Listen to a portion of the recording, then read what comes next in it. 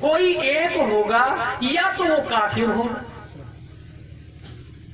یا تو وہ کافر ہوگا اور یا وہ حرامی ہوگا۔ جو اہل بیت کے تذکرے کو سن کر کے حسد رکھے، یا تو وہ کافر ہوگا یا حرامی ہوگا، یا ایسے وقت میں اس کا نطفہ پرورش پایا کہ جب وہ حالت حیض میں رہی ہوگی اس کی ماں۔ تو میں سمجھتا ہوں اسلام پر اہل بیت کا احسان ہے۔ آج یہ جو جلسہ نظر آ رہا ہے، آج یہ ممبر نظر آ رہا ہے، آج جو اسٹیج نظر آ رہا ہے، آج ہماری علماء نظر آ رہے ہیں، آج جو مسجدوں کے مینار دکھ رہے ہیں، یہ سب اہل بیت کا صدقہ ہے۔ سبحان اللہ، سبحان اللہ۔ بات بڑی لمبی ہو جائے گی، موضوع کچھ اور ہے کہ جیسے کہ ابھی آپ کے سامنے الگ الگ انداز میں معرفت کو شریعت کے رنگ میں رنگ کر اور قرآن و حدیث کا شیرہ انڈیل کر کے جو پیش کیا گیا آپ کے سامنے، حقیقت یہی ہے کہ اللہ تک پہنچنے کے لیے معرفت ضروری ہے۔ آج لوگ ڈائریکٹ کی بات کرتے ہیں، اب اللہ جانے ان کا حشر کیا ہوگا کہ ڈائریکٹ سے کیا ملتا ہے، کیونکہ ڈائریکٹ تو تم آئے بھی نہیں اور جاؤ گے بھی نہیں تو جینا کیسے ہوگا؟ آنا بھی نہیں، جینا بھی نہیں تو جانا کیسے ہوگا؟ قرآن کی آیت میں نے تلاوت کی، یا ایھا الذین آمنوا اتقوا اللہ وابتغوا الیہ الوسیلہ وجاہدوا فی سبیلہ لعلکم تفلحون۔ اے ایمان والو، اللہ سے ڈرو، اے ایمان والو اللہ سے ڈرو اور پھر اس کی طرف وسیلہ تلاش کرو، اور جب اس کی طرف وسیلہ پا جاؤ تو وجاہدوا فی سبیلہ، پھر اس کی راہ میں مجاہدہ کرو، لعلکم تفلحون، تاکہ تم کامیاب ہو جاؤ۔ اب اس کو صحیح سمجھنے کی کوشش کریں۔ اللہ نے کہا اے ایمان والو اللہ سے ڈرو، تو ڈرنے کے لیے کسے کہا گیا؟ ایمان والے کو۔ ایمان تو پہلے ہی نہیں ڈرتا، اس کو کیا کہا جائے گا؟ تو اللہ مخاطب کس سے ہو رہا ہے؟ اے ایمان والو اللہ سے ڈرو۔ اب یہ دونوں جملے کو سامنے رکھیں، وہاں صاحب دونوں جملے کو سامنے رکھیں کہ اے ایمان والو اللہ سے ڈرو۔ اس سے پتا چلا جو ایمان والا ہوگا وہی اللہ سے ڈرے۔ اب دونوں بات کو سامنے پھر رکھیں، تو جو ایمان والا ہوگا وہ اللہ سے ڈرے گا، تو گویا کہ ایمان والا اور ڈرنے والے سے اللہ فرما رہا ہے کہ اب تو وابتغوا الیہ الوسیلہ، اللہ کی طرف وسیلہ تلاش کرو۔ بے شک، سبحان اللہ۔ تو گویا کہ معرفت کو، نسبت کو مانے گا کون؟ جو ایمان والا ہوگا اور اللہ سے ڈرنے والا ہوگا۔ اور اب بات آئی وجاہدوا فی سبیلہ، تو اس کی راہ میں تم مجاہدہ کرو۔ تو مجاہدہ کون کرے گا؟ جو وسیلے کا ماننے والا ہوگا۔ پھر کہا لعلکم تفلحون، تاکہ تم کامیاب ہو جاؤ۔ اب کامیاب کون ہوگا؟ جو اس کی راہ میں مجاہدہ کرے گا۔ اب اس کو بیک آئیے، اب الٹا آئیے، لعلکم تفلحون، تاکہ تم کامیاب ہو جاؤ۔ تو کامیاب ہونے کے لیے وجاہدوا فی سبیلہ، کامیاب ہونے کے لیے اس کی راہ میں مجاہدہ کرنا، اور اس کی راہ میں مجاہدہ کرنے کے لیے وابتغوا الیہ الوسیلہ، اس کی راہ میں وسیلہ تلاش کرنا، اور وابتغوا الیہ الوسیلہ کے لیے یا ایھا الذین آمنوا اتقوا اللہ، ایمان والا ہونا اور اللہ سے ڈرنا۔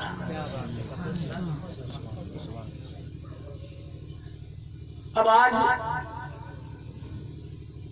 سب سے بڑی چیز ہے کہ جیسا کہ ابھی رضوان احمد سلمہ نے آپ کے سامنے بڑے اچھے انداز میں سمجھانے کی کوشش کی، حضرت نجم الدین شاہ کبرا رحمت اللہ علیہ اور امام فخر الدین رازی علیہ رحمہ کا واقعہ بیان کیا کہ مرتے وقت ایک ایسا عالم، کوئی ایسا ویسا عالم نہیں جو وقت کا امام بھی ہے، مناظر بھی ہے، صرف عالم نہیں ہے، مناظر بھی ہے، جو ساری زندگی مناظرے کرتا رہا، اس کے سامنے بھی شیطان آ کر کھڑا ہو رہا ہے، جو ولی بھی ہے، مناظر بھی ہے، عالم بھی ہے، اس کے سامنے شیطان آ کے کہتا ہے خدا کتنے۔ تو پتا چلا کہ جب ان کے سامنے آیا تو ہمارے تمہارے سامنے، اور انہیں بھی ضرورت کس چیز کی پڑی؟ وسیلے کی۔ بچایا کس نے؟ وسیلے نے۔ تو جب ایسوں کو وسیلہ بچائے گا اور ایسے لوگ وسیلے کے بغیر کامیاب نہیں، تو پھر ہمارا اور آپ کا حال کیا ہوگا؟ تو اس سے پتا چلا کہ وسیلہ کتنی اہمیت کا حامل ہے، وسیلے سے ہمیں کیا حاصل ہوگا۔ آج ہم بزرگان دین کی راہوں پر چلنا چھوڑ دیے، آج ہمارا خانقاہوں سے رابطہ ٹوٹ گیا، یہی ہماری پریشانی کی سب سے بڑی وجہ ہے کہ جب ہم خانقاہوں سے جڑے تھے، ہم کسی بزرگ کی جاروب کشی اس کی بارگاہ کی کیا کرتے تھے، ان کی جوتیاں سیدھی کرتے تھے، تو جب ہم جاتے تھے تو جدھر بھی جاتے تھے ان کا دامن رحمت ہمارے اوپر تنا ہوا نظر آتا تھا۔ اب آج ایک چھوٹی سی بات ہے، ہمیں تو سب سے پہلے ہی کہا جاتا ہے کہ تم فاتحہ ہی مت کیا کرو۔ چلو فاتحہ پڑھ بھی لی تو کہا کہ ایسا کرو کہ اس کو کھایا ہی مت کرو، کیونکہ سب سے پہلے تو ہمیں اس سے ہی دور کیا گیا، اور اس سے دور کرنے کا مطلب کیا رہا کہ ہمیں اولیاء اللہ کے فیوز و کرم سے اور ان کی رحمت سے دور کیا جا رہا ہے۔ حضرت سیدنا خواجہ حسن بصری مولائے کائنات کے خلیفہ، آپ فرماتے اے میرے پیاروں سنو، نیاز کیا ہے، فاتحہ کیا ہے؟ جب تم کسی ولی کی نیاز کا ایک لقمہ اپنی منہ میں رکھتے ہو تو سمجھ لو کہ اس کی امان میں 1 سال کے لیے تم چلے گئے، 1 سال کے لیے اس کی امان میں تم چلے گئے، 1 سال کے لیے اس کی پناہ میں چلے گئے۔ فاتحہ کیا ہے؟ فاتحہ کیا ہے؟ نیاز۔ اس چیز کی اہمیت کو سمجھنے کی کوشش کرے۔ اولیاء کرام کی غلامی، اولیاء کرام سے نسبت، یہی ہمارے لیے دونوں جہان کی کامیابی کا ذریعہ ہے۔ اولیاء کرام کی عظمت کو سمجھنے کی کوشش کریں۔ آج تو سب سے پہلے انسان یہی اعتراض کر دیتا ہے کہ ہمیں تو ابھی مرید ہونے کی عمر ہی نہیں ہے، لکھوا کے لائیں، ابھی اتنا سال جئیں گے یہ۔ حضور سیدی سرکار غوث اعظم رضی اللہ تعالیٰ عنہ کی بارگاہ میں کسی نے پوچھا یا سیدی مرید کب ہوا جائے؟ میں غنیۃ الطالبین سے حوالہ دے کر کے کہتا ہوں، آپ سے پوچھا گیا یا سیدی مرید کب ہوا جائے؟ آپ نے فرمایا کہ جیسے ہی بچہ پیدا ہو کسی پیر کے حوالے کر دو، کسی بزرگ کے حوالے کر دو۔ کہا حضور وہ تو بول بھی نہیں سکتا۔ کہا وہ نہیں بول سکتا تو وہ تو بول سکتا ہے۔ سبحان اللہ۔ وہ نہیں بول سکتا تو وہ تو بول سکتا ہے۔ کہا حضور اتنی چھوٹی عمر میں اتنی جلدی؟ کہا شیطان سب سے پہلا چابک جب مارتا ہے تو پیدا ہونے کے بعد ہی تو مارتا ہے، تبھی تو بچہ روتا ہے۔ شیطانیت کہیں اس پر اثر نہ کر جائے، اس لیے کسی بزرگ کے حوالے کر دو۔ آج ہم بزرگوں کی راہ سے دور ہیں، بزرگوں کی عظمت سمجھنے کی کوشش کرو، بزرگوں کا احترام جاننے کی کوشش کرو۔ اللہ والے کیا ہوا کرتے ہیں، ان کی قربانیوں کے بارے میں جیسے ابھی کہا گیا کہ سمجھو انہوں نے دین کے لیے کیا کیا کیا ہے، کتنی مشقتیں اٹھائی ہیں۔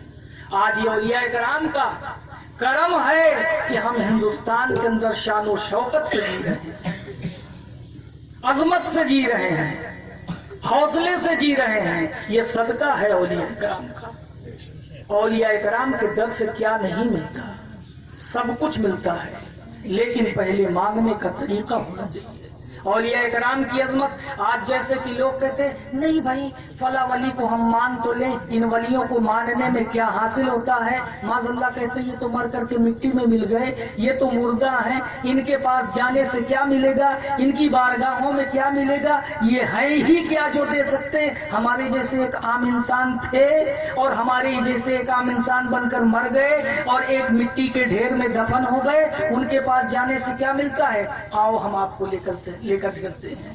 اولیاء مرتے نہیں ہیں، وہ پردہ کرتے ہیں۔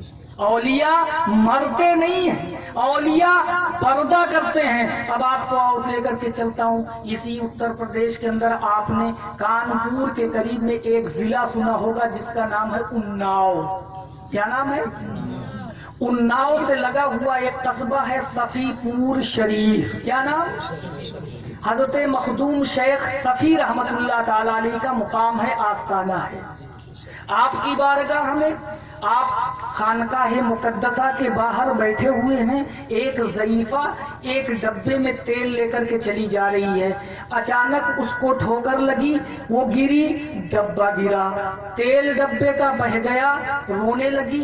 آپ پوچھتے اماں رونے کا سبب کیا ہے، روتی کیوں ہو، آخر تیل ہی تو گرا ہے۔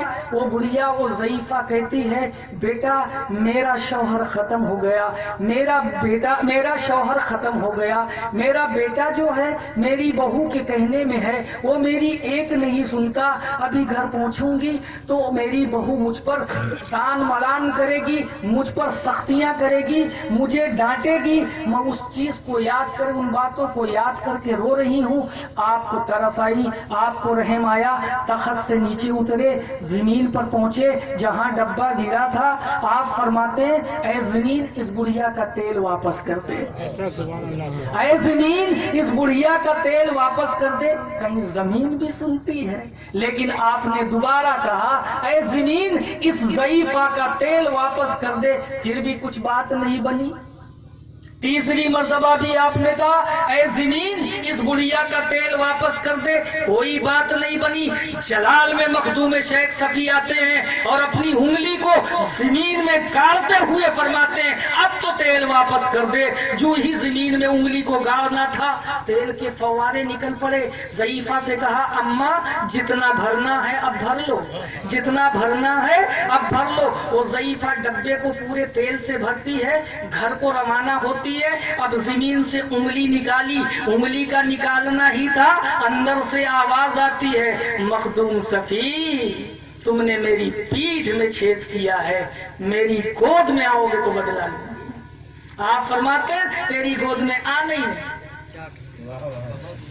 تیری گود میں آ نہیں۔ اب وقت وصال آتا ہے، آپ اپنے مریدین کو، آج یہ لوگ کہتے ہیں علم غیب نہیں، اللہ کے وجہ کا علم غیب دیکھو، مرنے کا وقت قریب آیا پہلے سے مریدوں کو اکٹھا کرنا چالو کیا۔ میرے مریدوں اکٹھا ہو جاؤ، مریدین اکٹھا ہوتے، آپ فرماتے ہیں میرے بچوں اب میرے جانے کا وقت قریب آ گیا، اب میرے انتقال کا وقت قریب آ